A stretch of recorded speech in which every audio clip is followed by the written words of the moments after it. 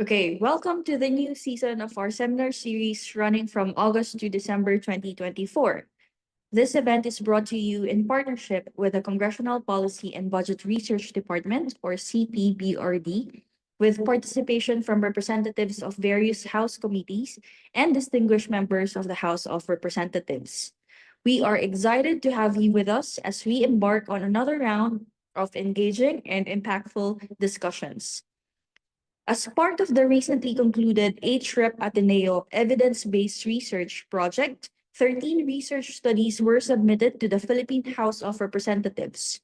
These studies, packaged as the Special Working Paper Series under the Ateneo Department of Economics and Ateneo Center for Economic Research and Development, or ASERD, cover a wide range of topics designed to support the Marcos Jr. administration's 8-point agenda. These include initiatives aimed at protecting the purchasing power of families, reducing vulnerability and mitigating the pandemic's effects, ensuring sound macroeconomic fundamentals, creating more quality and green jobs, facilitating government right-sizing, and establishing peace and order. We will have a 40-minute presentation followed by a 20-minute Q&A, providing ample opportunity for in-depth discussion. Just a quick reminder, though the House rules were already shown earlier, let me run through them again briefly. First, please let the speaker finish the presentation before we open the floor for questions. For our Zoom participants, kindly stay muted and keep your video off during the presentation. When we move into the Q&A, simply raise your hand virtually, and once acknowledged, you can unmute and ask your question. Alternatively, you can also send me your questions via the chat box or chat with me directly. Lastly, materials for this seminar will only be shared on our website with the speaker's consent. Today's presentation, titled Increasing Food Prices and Its Impact on Food and Nutrition Security, investigates the key factors within the agricultural sector that influence food prices, aiming to preserve households' purchasing power by ensuring food security. High food prices often result from inefficiencies in the agri-food system, legislative barriers, and institutional challenges in governance and policy. These issues are intricately linked with food security and poverty alleviation, especially for the most economically vulnerable households who allocate approximately 60% of their income to food expenditures. Escalating food prices can lead to malnutrition and other socio-economic challenges.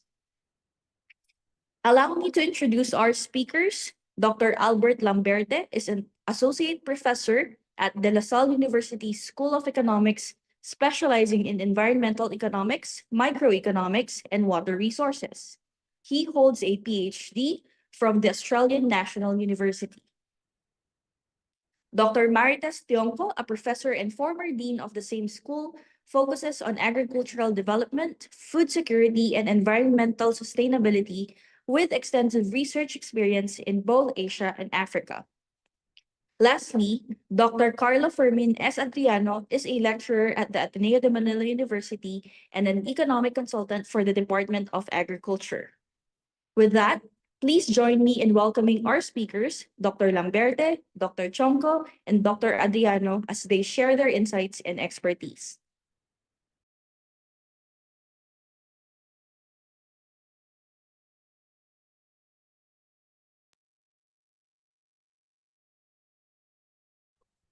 Thank you so much, MC, and good afternoon, everyone.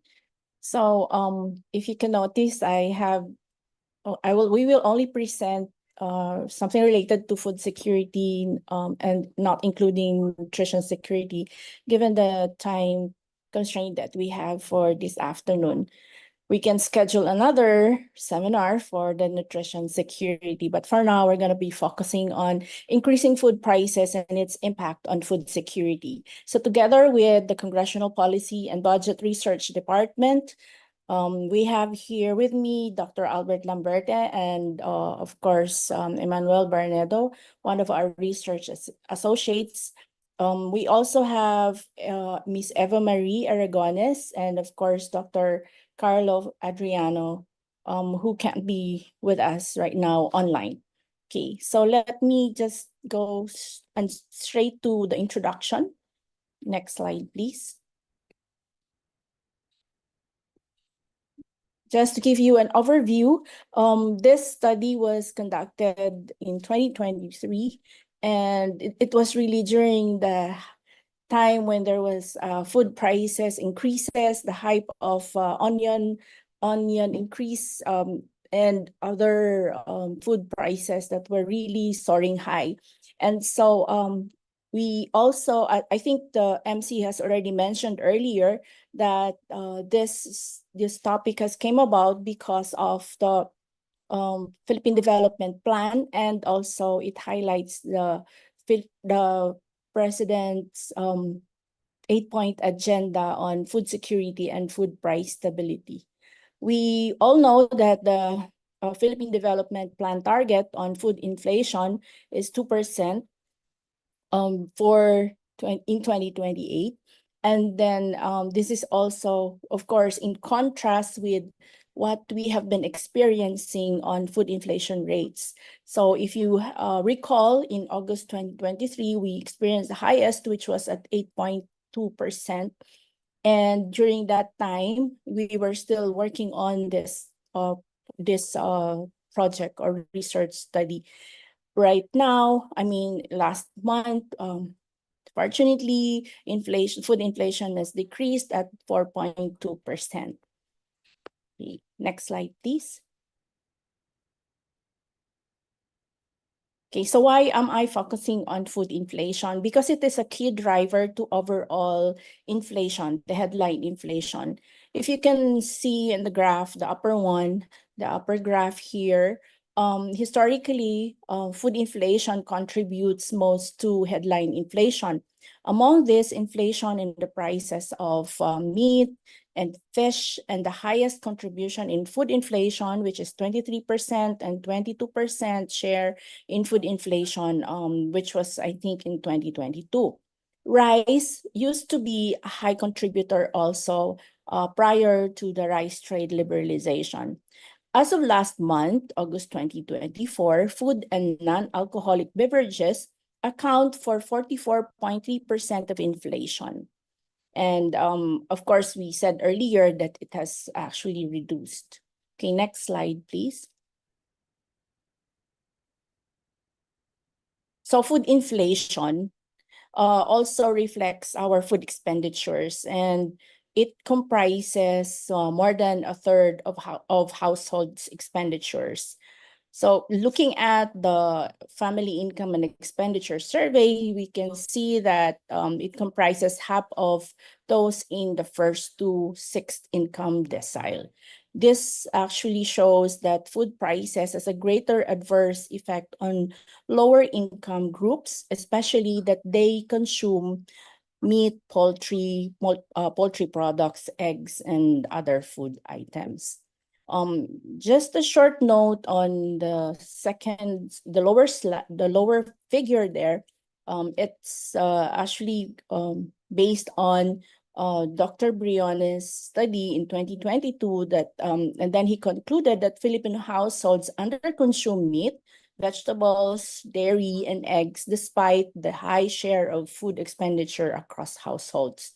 The underconsumption is worse actually on the poorer households, wherein poor households underconsume meat, vegetables, and milk, and also milk products. And so he also, Dr. Briones, is another study last year wherein he noted that those the high soaring food inflation has further threatened food affordability. And so it has compounded the burden on poor households.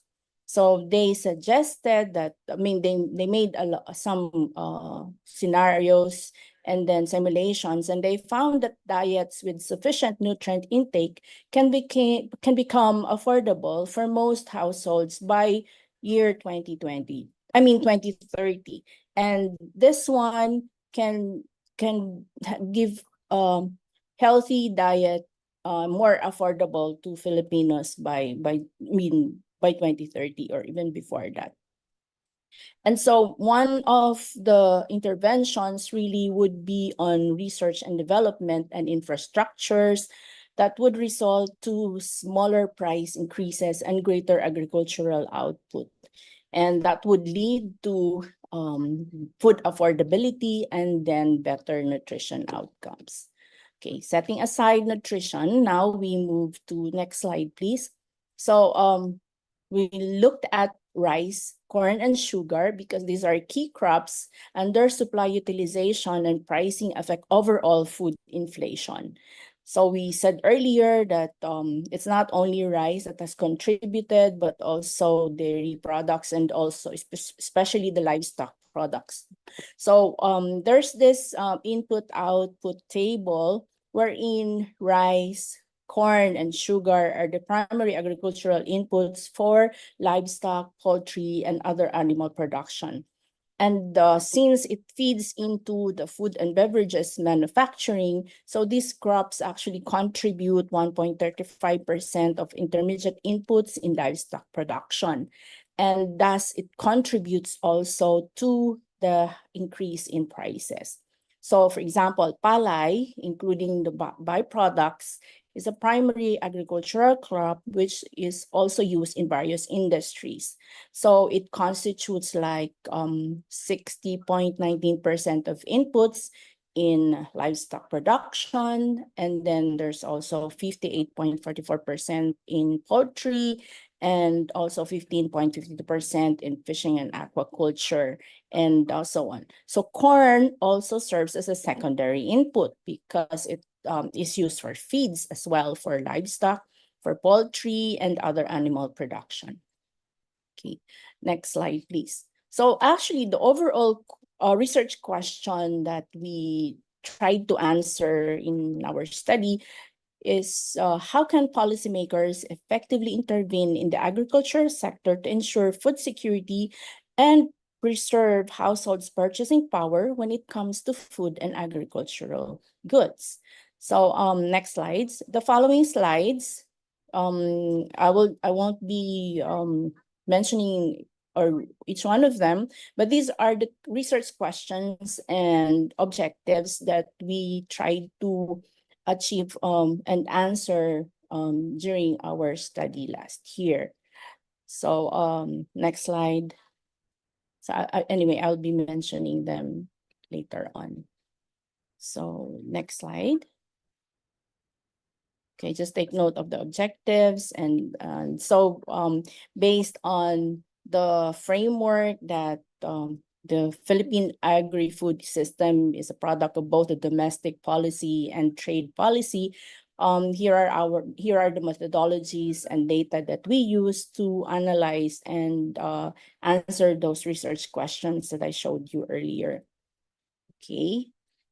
So we had supply and utilization, pricing analysis, policies and TMs, and of course, the characterization of the relationships between high food prices and food security, welfare and poverty, and also identification of domestic and international factors that contributes to increasing food prices.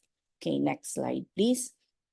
So here are now some of the trends that we gathered through our desk review. And next slide. So as you can see, the Philippines' total factor productivity has been lagging behind compared to our neighboring countries like Indonesia. And it's really very low especially because of the technological constraints in agriculture production that results to restricted supply and higher prices. And so if we compare that with Indonesia, for example, we are really below, and also with Thailand and Malaysia. And so the total factor productivity stagnation and its decline actually falls under the technological constraints. So that weakens the agri-food system, our agri-food system. This low productivity would further increase the Philippines' import dependence, and so we are really vulnerable to global food chain shocks, and thus that's how our food prices are affected. Okay, next slide, please. Okay, looking now at this graphs here, we can see that there's really high cost of production. So agricultural production. So there's also high maintenance and early rehabilitation. There has to be high maintenance, rehabilitation of irrigation systems. There's a problem with our infrastructure in terms of irrigation. And if you look at irrigation is one of the major inputs in producing crops, especially palay. And if you can see in the figure there, as of 2021, over 1 million hectares of irrigable land remains unirrigated. And so the growth of irrigated land and its share relative to the total irrigable land has been really slow. And in fact, during our last visits to some of the agricultural areas in the country, we can see that some of the irrigation systems needs rehabilitation, and some really are not functioning. Okay, next slide, please. Now, if you look at another input, which is again a major input, fertilizer. So there has also been a super increase of prices of fertilizer, and it has actually doubled during the year 2021, 2022. So while the fertilizer price growth has actually slowed, the spike has caused those prices to remain high until 2023. So this high input cost, just like irrigation earlier that I showed you, has also contributed to the increase in agricultural production, translating that to high food prices. So next slide, please. So we have also this, we also found that the overall budget in agriculture is very rice-centric. And particularly when we looked at the 2018 to 2023 budget, the Department of Agriculture, the Office of the Secretary of DA allocated resources across various industries with the National Rice Program, receiving the high share, averaging to 67% of the budget. And in fact, it has grown to 80% by 2023. So this rice-centric allocation is evident in sub-programs like the ESTS, where rice receives 40% of the budget, and in the agriculture machinery, equipment, and support services sub-program, where rice dominates despite the decrease in irrigation budget allocation. Okay, next slide, please. Okay, just looking at the National Rice Program, you can see that the allocation has been actually for rice. So there's also the National Corn Program and the National Livestock Program that received comparatively less funding, and also the rice and the research and development budget is actually allocated to some miscellaneous concerns. So this means that within the rice program, the allocation of the budget is really high, as most funds either are directed towards the production support services, which aim to assist rice farmers with inputs and aids. Though the expected outcomes in production and price reduction have yet to be realized. Okay, next slide, please. So historically, there has been a sharp increase in the import dependency of rice and corn. So rice and corn, which I mentioned earlier, are major inputs in animal production, food and beverage manufacturing, and these two crops have also been import dependent. If we can just mention some of the data, which I think is not shown here. So there's this Philippine import dependency since 2011 on both rice and corn, and it has grown. Oh, it's there in the graph, no, and it has grown by a wide margin over a decade. If you can see from 2011 to 2022. And there was also notably a sharp increase in the volume of rice imports.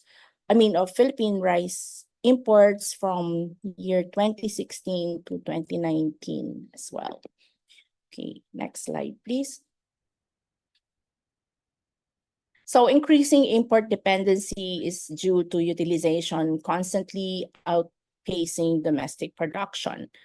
And this is actually very apparent in rice and corn.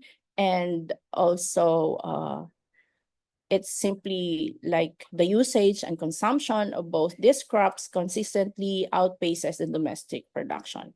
So that is why we have been importing a lot of them, because domestic production has been lower compared to what we are consuming or utilizing. So next slide, please. Now came the rice tariffication law in 2019, which has helped reduce prices and specifically rice price, and which was resilient against global shocks. Prior to the RTL, or the rice tariffication law, the Philippines rice prices were closer to the world price, but much greater than those in Vietnam and Thailand, our neighboring countries, which are also our where we import a lot of rice, especially from Vietnam. And so the price differential actually is indicative of a squeeze in supply due to the previous quota system, that is before the RTL. And so the rice supply and importation was restricted. So if you can see here, we have a dash vertical line that separates the time before the RTL and after the RTL. So after the RTL, the Philippines rice prices deflated closer to that of Vietnam and also the Thailand prices. And so if I'm not sure if you can see the numbers there, but the Philippines rice price was like $89 more expensive than Vietnam and 107.9 more expensive than Thailand before the RTL. Okay, next slide, please. Okay, now moving on to the implicit tariffs on rice, which have fallen after the RTL implementation. As you can see on the graph, after 2019, so there's been a significant drop of the implicit tariffs. So here, it indicates that by there's now lower, the implicit tariffs are now lower than the applied tariffs by the Philippines, and this remains. This was during the time when the tariff was set at 50% and then 35% respectively. Now there has been a new policy wherein the tariff would now be 15%. And so this is in addition to what we have done last year. So we use the computable general equilibrium model, or CGE, using the social accounting matrix and the 2018 family income expenditure survey. And we found out that reducing the tariff from 35% to 15% is not only welfare improving, but also poverty reducing. So the reduction in rice import tariffs, if you can see, my apologies for the small fonts there, but it shows in the upper part that you have there has been a reduction in the import prices of rice by negative 14.81%. So, or 14.81%. And so the result of domestic price of rice have declined by 1.47%. Now, imports of rice will increase by 55.78%, which actually results in higher overall supply of rice in the domestic market at lower prices because of the lower tariff rates of 15%. So thus, overall consumption of rice will improve by, if you can see here, it's in the fourth row, it does improve by 0.68% because of the lower market price. And so the aggregate inflation, and there was a decline in based on our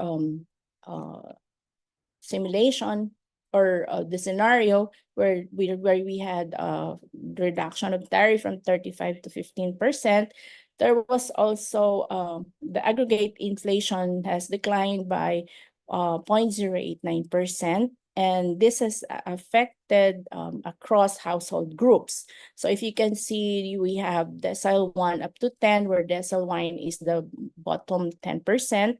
And so the 10% of that 10% bottom 10% population will effectively increase higher reduction on prices by 0.175%. And then the least affected of as expected would be the top 10% of the decile.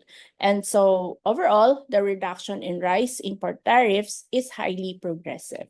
So as a result, the welfare of the poorest 10% and the 20%, decile 1 and 2, of the population will actually benefit most, because the welfare increase representing 0.244% of their expenditure, while the top 20%, or decile 9, 10, are actually slightly worse off because of the reduction in welfare by 0.008%. So because rice, again, is a major expenditure, particularly of the poor households, both in the rural areas and the urban areas, the reduction in rice import tariff will reduce the poverty incidence. If you can look at the poverty incidence, it's almost at the lower part of the table. Yeah. So slide, hindi pa po.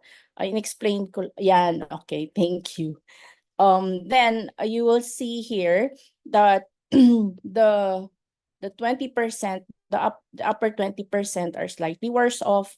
And so since the most affected ones are the poor households, then the reduction in the rice import tariff will reduce poverty incidence by 2.263%.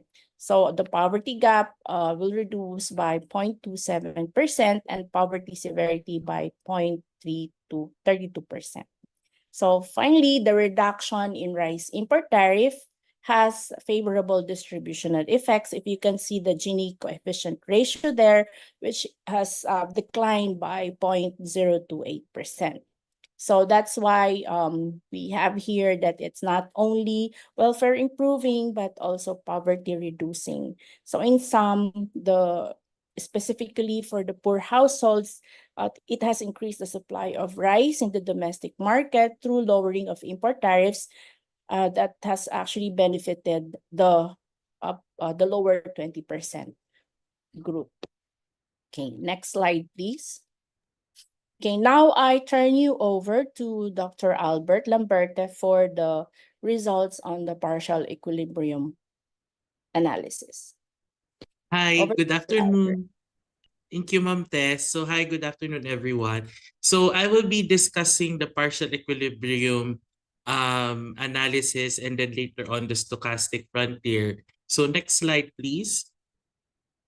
So actually, the reason why we wanted to look or use the partial equilibrium is to look at the behavior of prices. So normally when there are distortions in the prices, it means that there can be problems, especially in the market structure. So when we initially assume using the partial equilibrium analysis is that we have a perfectly competitive market for the rice. And then by looking at the um, data that we got from the PSA as well as PhilRice is that normally we know that if there is an excess demand, then most likely there should be a lower price or a higher price rather. Or if there is an excess supply, then we can expect that there would be a lower price. So that should be the behavior that we should observe. If there is excess demand, then price would be higher. And then if there is excess supply, then it would be expected that the price would be lower. So if you have a positive excess demand, it means that demand is more than supply. And then if you have a negative sign, it means for the excess demand, it means that supply is more than your demand. Now, one interesting thing here is that we can observe, particularly from 2013 to 2014, is that although there is an excess supply or excess demand is negative, is that you can look at the market price, it has increased from 36.87 to 42.32. And then the excess demand continues from 2015 to 2018. So we can expect that price would increase, but there are some weird price movements that are happening wherein in 2016 and 2017, we have lower prices. We have experienced despite having huge excess demand. And then eventually what you can see is that in the recent years in 2021 and 2022 is that there is an increase in excess supply.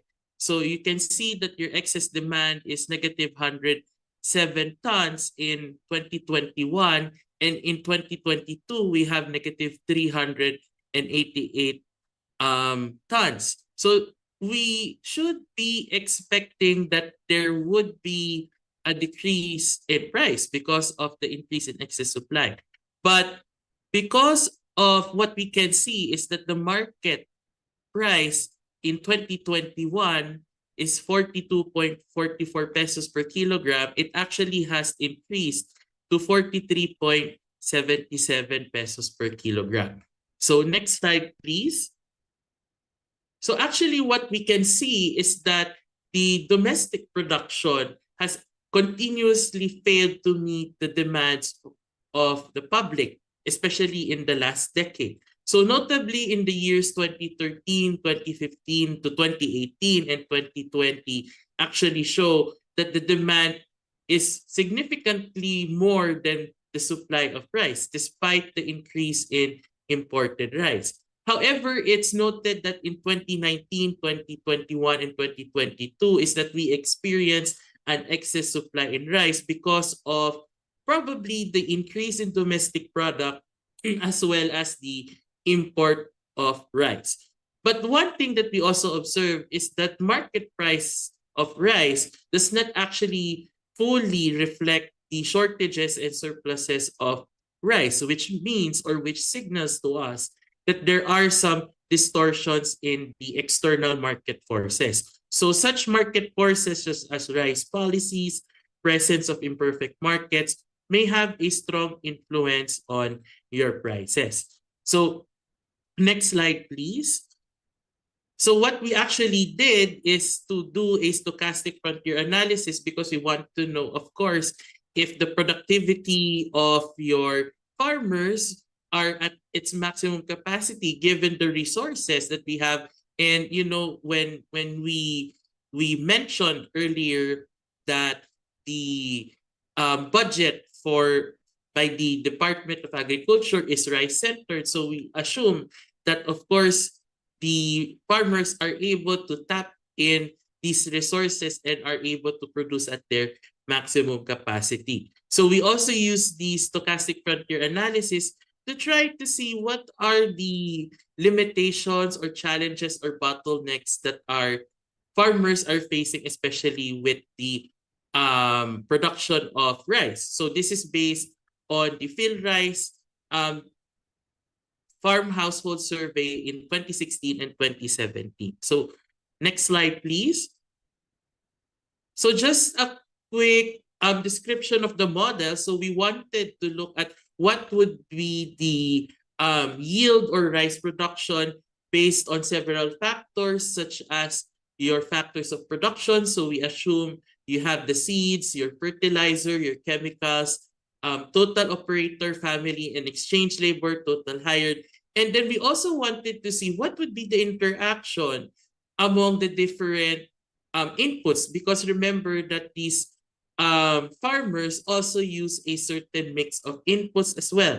And we also have a certain dummy variable that actually will see if it really affects production, especially with the current rice policies that we have. So it includes direct seeded rice adoption, the use of irrigation, machineries, as well as post-harvest facilities. So next slide, please.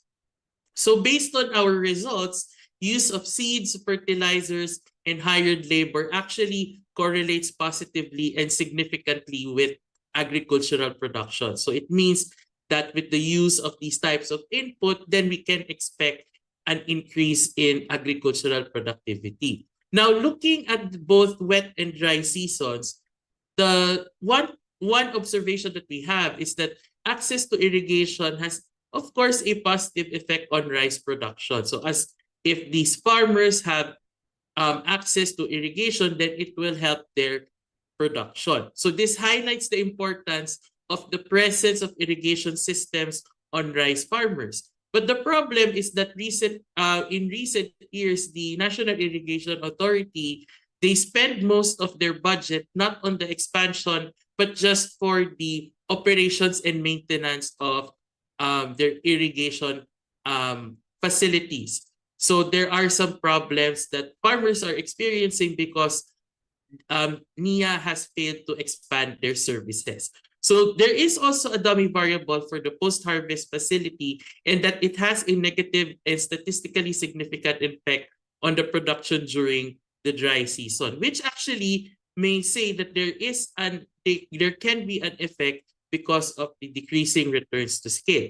So a possibility for the decreasing returns to scale is actually because of the quality of farming facilities. So despite having the rice-centric budget and all of those resources, we can still find that there is still inadequacy in providing facilities to these farmers. So in essence, because of that, inadequate facilities would actually push farmers to immediately sell their produce, especially if they don't have enough post-harvest facility, which may result to lower output as well as farm gate prices. So next slide, please. So this means that farmers actually can lose a substantial percentage of their maximum yield, especially during wet season, because of inefficiencies and even the inability to access proper irrigation. So farmers actually have a higher technical efficiency during the dry season as compared to the wet season. So those actually that have a higher yield or higher technical efficiency and that income poverty status do not actually translate to non-inefficiency in production. Now, one thing that we find contrastingly is that, on the contrary, there is a weak linear relationship between total income as well as production yield. So the total income that the farmers or that each farmer may receive can be composed of income coming from other income sources aside from your rice production. So it's also worth noting that almost a third of the farmer's income actually come from farm and non-agricultural sources. So for the last part, so for our conclusion and policy recommendations, next slide, please. So Ma'am Tess. Okay, thank you, Dr. Albert. I thought you're going to be continuing on. Anyway, we only have 2 more slides to go and 10 minutes na lang daw, 15 minutes. Okay, next slide, please. So we recommended, based on our findings, we recommended that there has to be a blend of short-term and long-term measures guided by well-crafted legal frameworks, and that is really very crucial to overcome the complexities of the Philippine agri-food system, and also fostering resilience and sustainability. So we have presented to you the problems, issues, and also the findings, which addresses what would be the contributors to farmers' productivity, and what are factors that contribute to high food prices, and also analyzing the impact on the economic impact on the tariff on RTL, now reducing the tariff rates. Now, we have these recommendations. Next slide, please. I think this is the last one. Yes, thank you. We divided them into short term and, as we said, long term, medium term, and then also legal frameworks. In the short term, we have the new Agrarian Emancipation Act implementation, because this is very immediate, considering that it can provide relief for farmers, potentially alleviating financial burdens, and then targeted social assistance programs, wherein there's some relief given to vulnerable population, but this is only short run. And then that would ensure the access to essential food items and also the inputs that they need for their production, that would mitigate their immediate hardships and also mitigate the impact of the overall food inflation.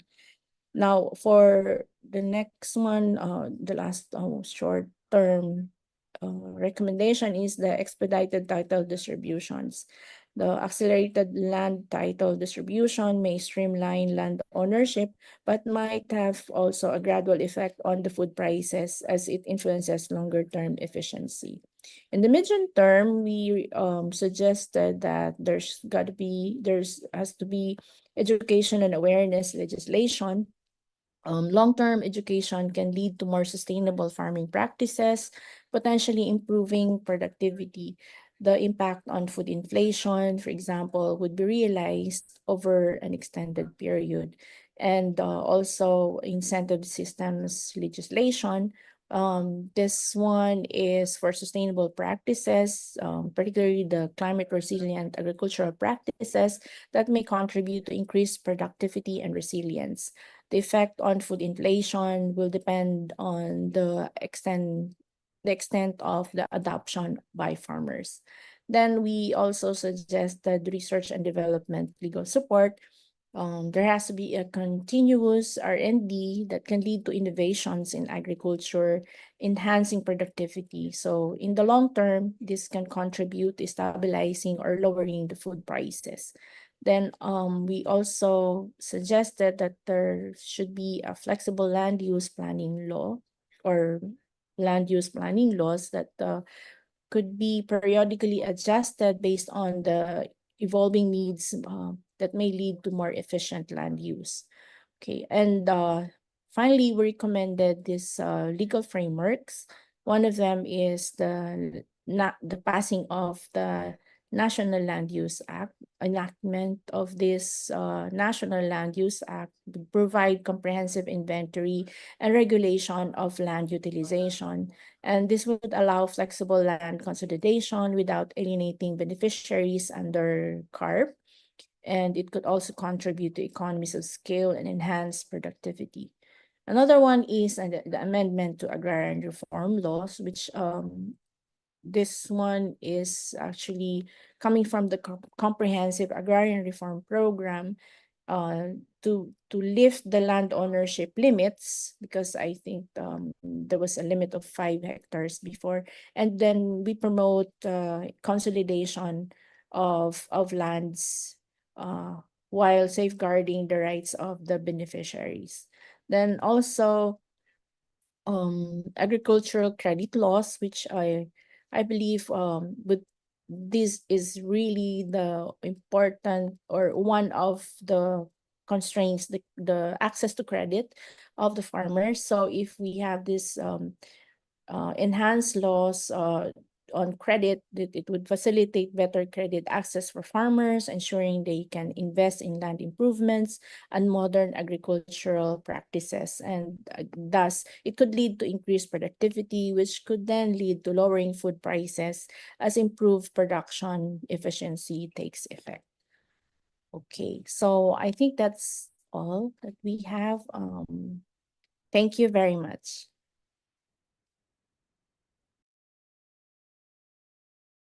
All right. So thank you, Dr. Tiongco, Dr. Lamberte, and Dr. Adriano for the timely and enlightening research.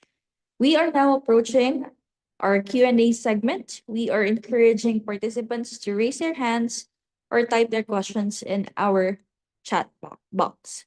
So I have a few questions here from Mr. Kurt Vargas for the presenters.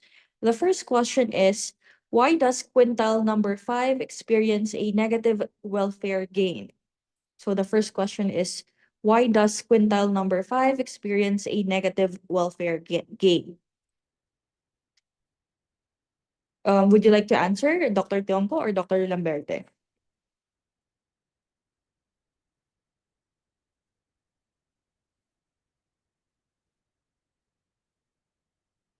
Sorry, I thought, okay, I was muted. It's not negative. Those are like decline in welfare gains. Oh, no, those are, wait, which one is that? Sorry. The decile 5. So it's from that group up to 10. Kasi the ones that were that had positive welfare gains are specifically decile 1, 2, and 3. The others, since they are like especially quintile 5, which is the top 10% or 20%, sorry, the top 20% of the household groups has negative welfare gain because they are the ones that are consuming less of rice and at the same time not affected by the food prices, rice prices specifically. Thank you, Dr. Tiongco. The second question from Mr. Kurt Vargas is, what is your perspective on the use of GMOs in relation to food security?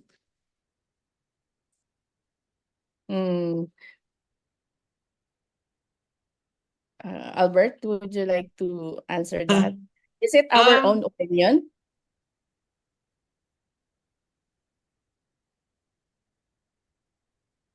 Well, for GMOs, it's of course controversial with others because you know how it is produced. It's hard to say, but as long as the GMOs are produced ethically, probably it's hard to say because what we are focused in this study would just be those specifically rice. But if it increases productivity, then it might help. But again, there is that side wherein how ethically GMOs are produced. So it's something that probably economists may not fully answer, especially that it's more of a scientific question. It's more for those that are scientists. But if it really if GMOs are able to increase production, then probably it can have some contribution to increasing the stock of food in particular. Yeah, I just would like to add, no, as long as it passes the biosafety, then why not? And then that would really address the food security problem. I mean, food insecurity problem. But now I think it's for those that are biosafe, are for feeds, and well, we're also eating the livestock, so I don't see any reason why we don't I mean let them consume that. as long as it is safe. Thank you, Dr. Tiongco and Dr. Lamberte. We do have one comment here from Mr. Bruce Tolentino. And would you like to address this? It seems that you did not address NFA's activities and the impacts of these on rice prices. Also, no discussion on the gaps between domestic and border prices, which is very relevant to the issue of the tariffs. Sir, hi, Dr. Bruce. It's actually in the paper, so we just shortened the presentation, but we also looked at the prices, the border prices, and the history of NFA. Because NFA has, before the rice trade liberalization, there was a fixed price of rice, so there was a price control. And they were actually given the some authority to buy and sell. Unlike after the rice trade liberalization, they're only I think their responsibility was lowered down to just buying from the local farmers in case of emergency situations. We And can to provide, yes, go ahead, Paul. and also to add to what Dr. Tiongco said is that part of our discussion paper we have a section on NTMs. So we also look into the non-tariff measures and how it has affected domestic as well as border prices. But just because of the interest of time, we weren't able to include it.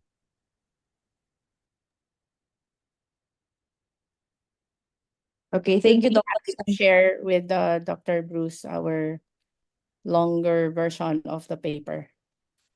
Okay, thank you, Dr. Lamberte and Dr. Tiongco. For our final question, what have been the key factors leading to the consistent decrease in rice production in the Philippines over the last decade? And what policy adjustments could be implemented to bridge the divide between supply and demand? Ma'am Tess, can I answer first? Go Just ahead. okay, just on the top of my head, one thing that may be a problem that we always have heard is that you have very low farm gate prices, which actually means that if farm gate prices are low, it means that the willingness to sell of these producers might limit their production. So because of these low farm gate prices, they are actually discouraged to produce more as what they should. Now, one thing that also led to the decrease in the rice of production is actually the presence of imported rice. And if you try to compare the quality of rice that is imported from Thailand as well as Vietnam, you can see that there can be a huge difference in the quality as well as the prices. So actually, those producers coming from Thailand and Vietnam are using technologies that are actually able to produce rice at huge amounts of output, but they're able to sell it at a lower price as compared to our local producers that are selling it at a lower price but are selling it at lower quantities. So that's one thing that we can say about the production. Now, of course, just I remember Ma'am Tess and I had this discussion. Why is it that our demand always or most of the time exceedingly exceeds supply? Is that rice is really a huge part of our diet. So sinabihan po ako ni Ma'am Tess na wag na po ako mag-extra rice to contribute to the problem. But you know, we get because of the behavior that we have. Now, rice is a staple part of our diet. Now, of course, you have the increase in population and our eating habits. Then you have that surge in demand. So it's really how the production or the producer should be able to keep up with that. Ma'am Tess, baka may ma-add ka pa? Yeah, I would just like to reiterate earlier. I think I presented some of the factors that really contributed to, that has also contributed specifically on the production side, because there was a high cost of inputs. So you have high price of fertilizer, then lack of infrastructure, especially on irrigation systems. And then also added to that is the price of rice. And that's on the supply side. And I think Dr. Albert already mentioned about the demand side, since especially the bottom 20% of our population, particularly those who, even in the urban areas, rural and urban areas, really consume a lot of rice. And so the demand for rice is higher, very much higher than what we are producing.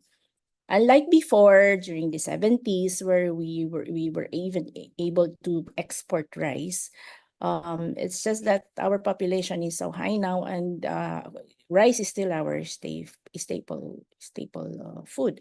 And so in terms of the structure of the consumption basket, rice still is consuming. I mean, the share of rice is still high compared to other food.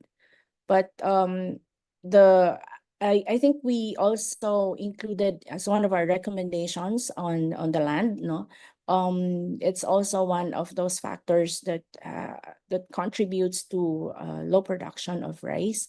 Other than for the soil fertility, and the availability of land is very important, given that we had land reforms, and so there has been a division of large farms, and now we are proposing that it has to be consolidated again to have higher production, not only of rice but also of other crops. It's more on, for the demand side, making it more affordable, and on the supply side, making it more there's higher productivity of rice. So we include also mechanization. If you notice in the one of the presentation of Dr. Albert, there was also mention on technologies, and also mechanization, and of course irrigation was also part of the contributors. Okay. Just to add to what Ma'am Tess also said, yung sa land reform. So one of the things that actually limited the production of farmers is that during the land reform, and when land was distributed to farmers, it was only limited to 5 hectares. So the question is, what types of crops are you going to plant with just 5 hectares? Although there is the distribution, but that limits the type of output or production that farmers can do. So that's why what Ma'am Tess said is now one of the recommendations that we have is to consolidate everything, because the distribution of land actually has limited the possibility of types of crops, and also the limited production of farmers, because they're only limited to 5 hectares. So that's it. Yeah. Can I just add the most pressing nowadays that has really affected production, not only rice, but most of the crops, is the climate change. So that's why I mentioned earlier that the farmers should be able to be trained on their production systems. So they're like climate resilient agricultural production practices, and also financing those there has to be a financing mechanism for them to be able to implement those climate resilient production practices. Yeah. Thank you. I think Dr. Bruce knows that. So That ends our Q&A portion. On behalf of everyone here, we sincerely thank our speakers for sharing their knowledge and insights with us today. Thank you, Dr. Tiongco and Dr. Lamberte. Your contributions have made this seminar both enlightening and inspiring. We truly appreciate the time and effort you put into making this event a success. So please, for our audience, you can visit the website for materials from previous seminars.